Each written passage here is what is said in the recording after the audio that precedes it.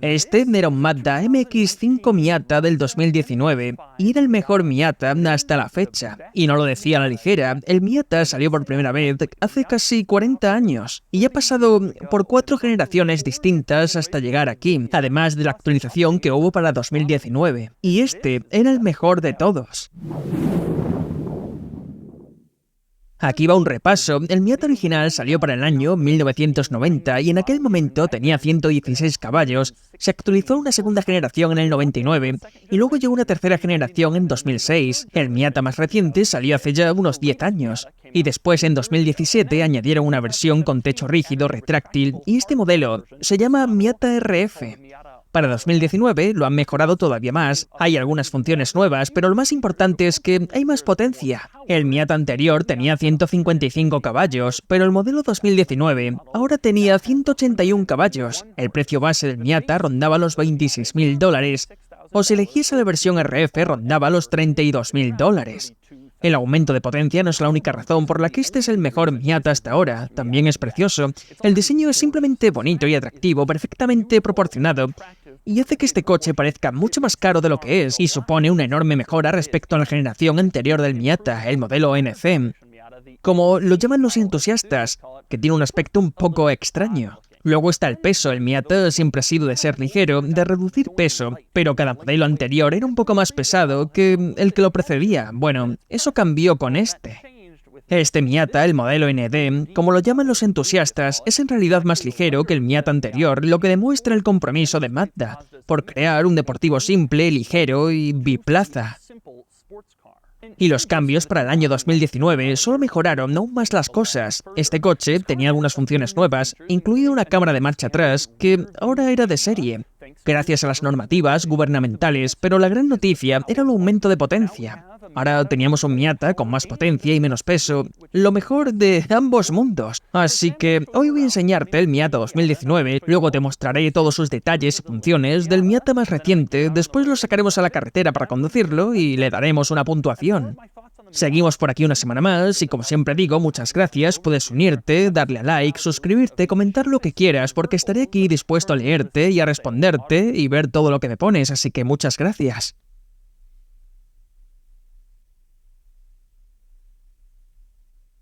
Voy a empezar por el interior del nuevo Miata, donde una de las primeras cosas que notarás es que el espacio de almacenamiento es bastante limitado. Por ejemplo, no hay huecos en las puertas, lo cual es bastante inusual, y no hay una guantera en el coche, lo cual es realmente extraño fuera del mundo de los exóticos extremos y muy comprometidos. Pero sí hay algunos espacios de almacenamiento ocultos, uno está entre los asientos. Aquí hay un pequeño compartimento que en realidad es bastante grande. Este está pensado para hacer las veces de guantera y además se puede cerrar con llave para guardar cosas importantes igual que harías en una guantera normal. También hay un pequeño compartimento central donde puedes guardar objetos muy pequeños si quieres. Pero aunque la falta de espacio limita un poco la practicidad, este coche tiene una solución absurdamente genial para los portavasos. Si te fijas, verás que solo hay 2 portavasos y están entre los asientos, lo cual es un poco molesto porque tienes que estirarte para coger la bebida y no resulta muy cómodo, pero en realidad no tienes que hacer eso.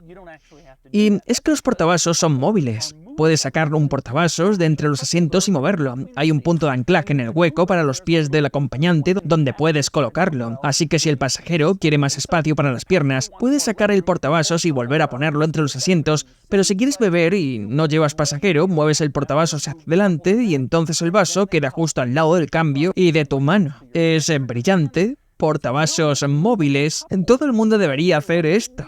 Quiero hablar de los altavoces. En un coche tan pequeño es complicado encontrar lugares donde poner altavoces, obviamente en los paneles de las puertas, pero Mazda ha tenido una idea bastante interesante, altavoces en los reposacabezas de los asientos, y si miras de cerca verás que están a ambos lados de la cabeza, justo donde están tus oídos, lo cual es una gran idea en un coche como este, y especialmente buena cuando llevas el techo abierto porque entra mucho viento y a veces es difícil escuchar el equipo de sonido. Lo siguiente que me encanta absolutamente del coche son las salidas de aire. Hay 3 salidas de aire en el interior y todas circulares. Todas tienen un borde de aluminio y todas funcionan de la misma manera. Parece algo sencillo, pero es como si justo al final del proceso de diseño del coche alguien le hubiera dicho a Mazda: no, necesitáis 4 salidas de aire, 2 para el conductor y 2 para el pasajero, y Mazda dijo vale. Así que añadieron esta salida de aire en el centro como si fuera algo de última hora. No solo no se parece a las otras salidas, sino que además es increíblemente pequeña. Básicamente tiene el mismo tamaño que el botón de las luces de emergencia,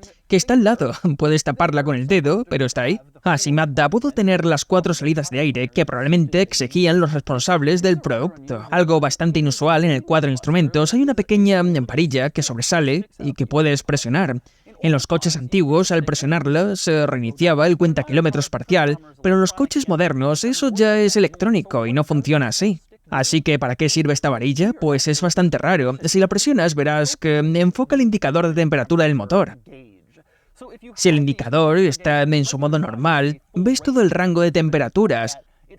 Pero si presionas la varilla, se centra solo en la mitad superior para que puedas ver con más detalle lo caliente que está el motor. Es muy extraño, nunca había visto nada parecido y te da la posibilidad de ampliar el indicador de temperatura del motor, y eso es lo que tienes en este coche. Ahora pasamos a los parasoles. Los parasoles se bajan como los normales, aunque no puedes desengancharlos y moverlos para cubrir las ventanillas laterales, así que lo siento. Un detalle interesante, eso sí, si bajas el parasol verás que hay una especie de pequeño compartimento de plástico oculto encima. Supongo que es para tarjetas de visita o tarjetas de garaje o algo así. Apuesto a que la mayoría de los propietarios de Miata ni siquiera saben que eso está ahí, pero ahí está. Un detalle interesante en el lado del pasajero es que quien vaya sentado ahí tiene que lidiar con este enorme bulto en el hueco para los pies, lo cual claramente reduce el espacio para las piernas. Es algo muy curioso y obviamente debe de ser algún componente estructural del coche, porque si no, no habrían sacrificado espacio para los pies del pasajero así, pero hay un gran bulto en el lado del acompañante. Y ahora quiero pasar al sistema de multimedia, la pantalla central, donde hay varias rarezas interesantes, casi todas relacionadas con los ajustes de volumen, y son muy extrañas. Mira esto, puedes cambiar el volumen del pitido del cierre sin llave. Ese es el sonido que hace el coche cuando cierras las puertas al alejarte. Puedes elegir entre bajo, medio o alto, según lo fuerte que quieras, que el coche te avise de que está cerrado. Eso ya es raro, pero se pone aún más extraño. En este coche puedes cambiar el volumen del intermitente. Si te parece que los intermitentes no suenan lo suficientemente fuerte, puedes subirlos de bajo a alto. Estos son los intermitentes en bajo. Y aquí los tienes en alto. No hay muchos coches en los que puedes cambiar el volumen de los intermitentes, pero espera, que hay más. El aviso de salida de carril. Puedes elegir entre un pitido o una vibración cuando empiezas a salirte del carril. Si eliges la vibración, puedes elegir entre bajo, medio y alto, y si eliges el pitido, solo puedes elegir entre bajo o alto. Aún así, probablemente son demasiadas configuraciones para eso, y otro ajuste de volumen inusual es el volumen de las indicaciones del navegador. Puedes ajustarlo y entonces aparece una voz que dice de forma bastante molesta: Navigation will be at this volume.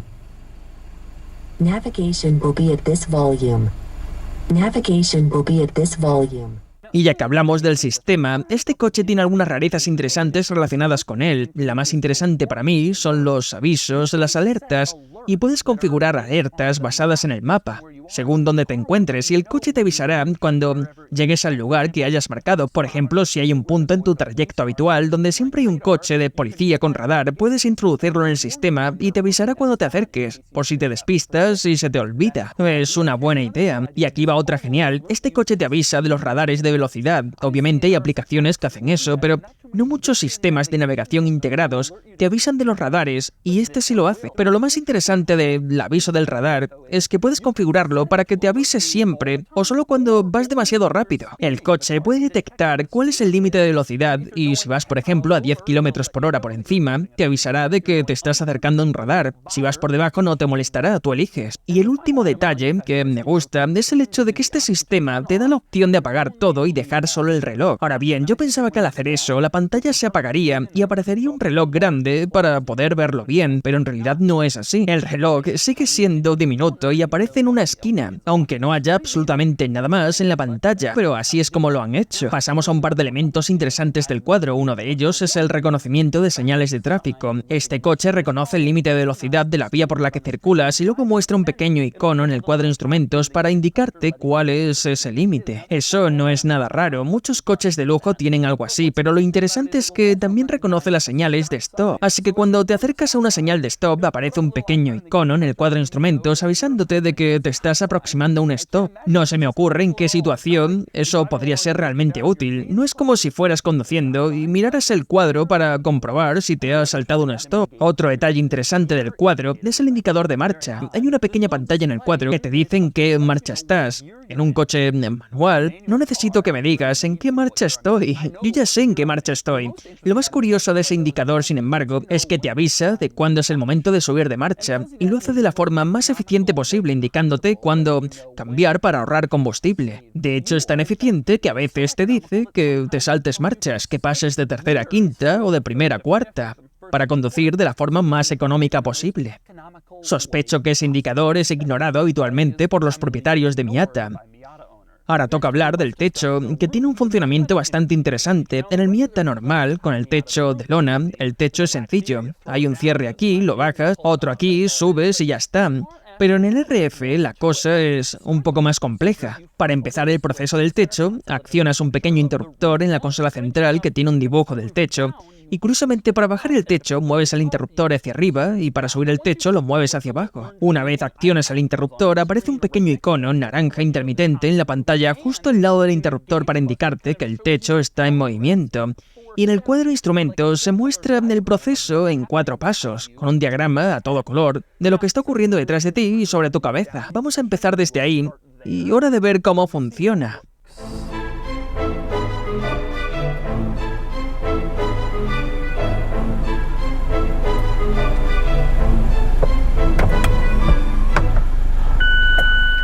Es bastante sencillo y ahora volvemos a bajar el techo.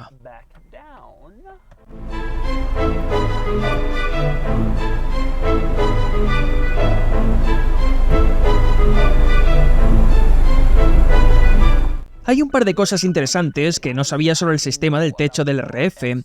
Una de ellas es el hecho de que está abierto por detrás de los asientos. Mira esto, ¿sabías que aquí atrás está completamente abierto al aire? Yo no tenía ni idea, pensaba que había un panel de cristal, pero no lo hay. Así que sigues teniendo esa sensación de viento en el pelo, aunque este coche tenga pilares detrás y no tenga el techo de lona tradicional. Sigue entrando aire en el habitáculo. Un detalle interesante es que hay un deflector de viento ahí dentro. Puedes verlo colocado, pero también puedes quitarlo si quieres que entre todavía más aire en el habitáculo. Otro detalle interesante del RF, que no conocía, son esas ventanillas de aquí. En realidad no son ventanas, son falsas y son simplemente plástico negro. Supongo que Mazda pensó que pintar esa pieza de color de la carrocería haría que hubiese demasiado color en ese lateral, así que las pintaron para que parecieran ventanas. Sinceramente creo que mejoró el aspecto del coche, pero reconozco que me engañaron. Siempre pensé que eran ventanas y no lo son. Por cierto, merece la pena señalar que cuando el techo está puesto, sí hay una ventana real aquí atrás, obviamente, porque de lo contrario el coche estaría al aire libre, incluso con el techo cerrado. Es solo cuando el techo está bajado cuando desaparece la ventana y tienes esa sensación de mayor apertura. Y hablando de ventanas raras, quiero hablar de esta de aquí. Este coche tiene una ventanilla normal en la puerta que sube y baja, pero delante hay una pequeña ventanilla triangular que mide unos 10 centímetros de base y quizás unos 12 o 13 de altura. Es muy extraño que se haya molestado en poner eso ahí. Mi suposición es que, por el diseño de la puerta, tenían que hacerlo así. Si hubieran dejado que la ventanilla principal llegara hasta ahí, no habría podido bajarse o algo parecido. Así que esto es lo que tiene, es una diminuta ventanilla triangular. Moviéndonos hacia la parte trasera, hay algo de lo que quiero hablar, y es el nombre del coche. A lo largo de este vídeo y también en el título me refiero a esto como MX-5 Miata, pero si te fijas en los emblemas solo pone MX-5. En la parte trasera pone MX-5, en las alfombrillas también pone MX-5, incluso en el manual del propietario pone MX-5 en la portada. No pone Miata en ningún sitio, sin embargo Mazda sigue refiriéndose oficialmente a este coche como el MX-5 Miata. En su página web aparece así, y cuando vas a comprar uno, será el nombre oficial. Pero ya no lo están identificando realmente como Miata y sospecho que el nombre Miata no llegará mucho más lejos. Mazda realmente quiere llamar a este coche MX-5 para que encaje con el resto de su gama. Creo que la única razón por la que no han eliminado ya lo de Miata es porque Miata tiene muchísimo valor de marca en Estados Unidos y muchísima gente conoce el Miata y lo adora, así que lo mantienen. Otra cosa interesante que notarás aquí atrás es esto de aquí, y eso es la cámara de marcha atrás, que ahora es de serie en todos estos coches porque para 2019 2019 el gobierno estadounidense lo exige. Soy muy fan de las cámaras de marcha atrás y creo que son mucho mejores para la seguridad, pero tengo que admitir que estropea un poco las líneas traseras del coche y los primeros modelos ND sin cámara tenían un paragolpes trasero mucho más limpio. Y es una pena que Mazda no pudiera integrarla de forma más discreta, por ejemplo aquí abajo, donde no sería tan visible. Ahora toca abrir el maletero del ND, pero antes tengo que enseñarte una pequeña rareza que probablemente solo yo apreciaré y quizás otras 9 personas frikis a las que les gustan los detalles más absurdos y diminutos. Pero aquí va, tienes el mando a distancia, ¿vale? Tienes 4 botones: cerrar, abrir, el maletero y la alarma. Todos estos botones tienen más o menos el mismo tamaño y una cosa que hacen muchos fabricantes es poner pequeños relieves en el botón que más se usa, para que al tocarlo con el pulgar sepas cuál es sin mirarlo. En este coche el botón que tiene los relieves es el del maletero. Y si te fijas bien, verás que esos pequeños relieves tienen forma de ruedas. Es la rareza más absurda y diminuta del mundo, y desde luego no tenían ninguna necesidad de hacerlo así.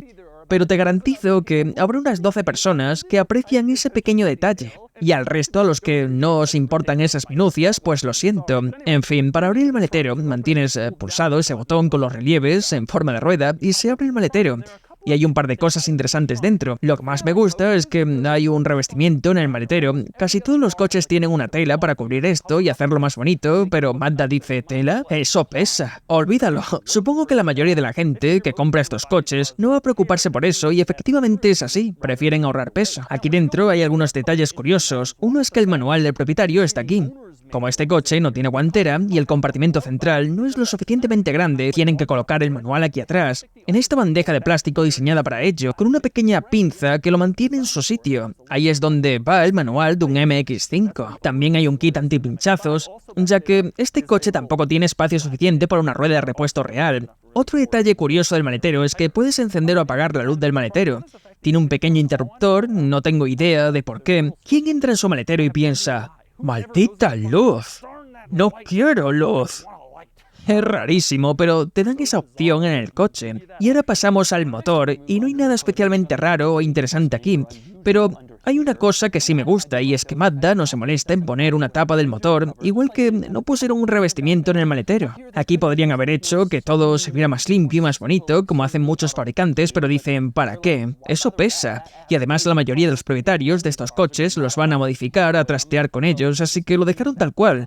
No hay tapa del motor en este coche porque sinceramente Mazda entiende a sus clientes. Y esos son los detalles y características del Mazda Miata del 2019. Ahora es el momento de sacarlo a la carretera y conducirlo. Bien, conduciendo el Miata ND-RF.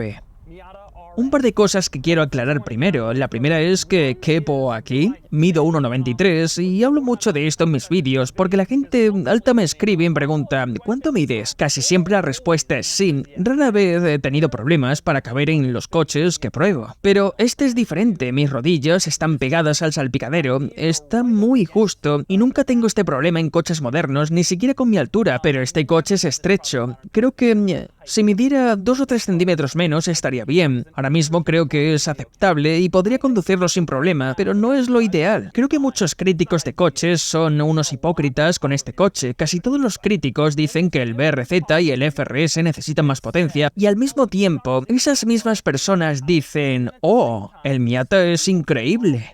Bueno, pues este coche tiene menos potencia que esos y las cifras de aceleración no son dramáticamente diferentes. Si piensas que el BRZ y el FRS tienen poca potencia, entonces deberías pensar lo mismo a este coche, y yo lo pienso. Creo que los 155 caballos que tenía antes eran muy pocos y creo que 181 está bien. Igual que en el BRZ y en el FRS 200 está bien, pero creo que se podría hacer mejor. Quiero que traigan de vuelta el viejo Miata Turbo, el NB, el Mazda Speed, y estoy preparado para eso. Creo que es una pena que para hacer este tipo de roadster ligero, básico con tracción trasera, que además se asocia a una potencia baja, como los viejos MG y los coches de esa época, se limite tanto el motor. Para mí puedes meterle más potencia a uno de estos coches y todo el mundo va a estar contento y no pasa nada, no hay que preocuparse. Este coche creo que con 230 o 240 caballos sería simplemente increíble, y con eso hablemos de lo increíble. La experiencia de conducción es muy buena. Es muy Es una delicia, es emocionante, divertida, y es una pasada poder lanzar el coche y ver por dónde va y cómo se comporta. Este coche casi parece no tener límites en cuanto a lo que puede hacer y a lo bien que lo puedes pasar tomando curvas con él. No es el más rápido saliendo de las curvas, pero con el techo bajado, pisándole a fondo, emocionado, feliz, muchos entusiastas te dirán que este es uno de los mejores coches jamás fabricados y creo que se puede defender perfectamente esa idea. En cuanto al RF, la verdad es que lo prefiero al normal. No pensaba que fuera a ser así, pero una de las cosas que he aprendido es que el RF, cuando estás sentado aquí conduciendo, se siente como un descapotable. Ves todo esto detrás de ti y piensas que, bueno, vas con el viento. Así que puedes ir por la autopista con el techo bajado y hablar con tu acompañante, lo cual está súper bien. Y esta es la gran clave si vives en un clima frío o quieres lidiar con un coche que tenga techo de lona, que no está bien aislado, de repente este coche se convierte en uno para todo el año. Creo que el RF es genial. El problema es que cuesta $7.000 más. Y a menos que realmente necesites un coche para todo el año o pases mucho tiempo intentando hablar con gente en la autopista, no merece la pena esos $7.000. Es mucho dinero. Este coche es una emoción constante, es casi imposible imaginar no divertirse conduciendo uno de estos, y lo increíble es que puede hacer que la conducción más simple y cotidiana sea emocionante. Haces un giro a la derecha en un cruce y lo tomas un poco más rápido de lo que deberías, y los neumáticos chirrían un poco. Pero es que es muy divertido, es un coche fantástico. Y así, era el Mazda MX-5 Miata del 2019. Me encantaba este coche y sigo deseando que tuviera un poco más de potencia, pero en realidad no importa. Hay algo tan maravilloso en la idea de un roadster ligero, sencillo, de 2 plazas y tracción trasera, que hace que este coche sea tan atractivo, y lo ha sido durante casi 40 años. Yo personalmente me quedaría con el techo de lona sencillo, me gusta el RF, pero por $7.000 no me importa que el viento me despeine un poco. Pero sinceramente da igual que Miata te compres porque todos son fantásticos, y este era el mejor Miata en ese momento. Y ahora es el momento de darle una puntuación. Sumándolo todo, la puntuación total es de 55 de 100, supera a todos, excepto al Honda S2000 en la puntuación de fin de semana, incluyendo al Fiat 124 bar, principalmente gracias al nuevo motor del Miata y a su mejor diseño. No es tan bueno en diario, pero aún así supera al S2000, y en conjunto obtiene una puntuación muy buena.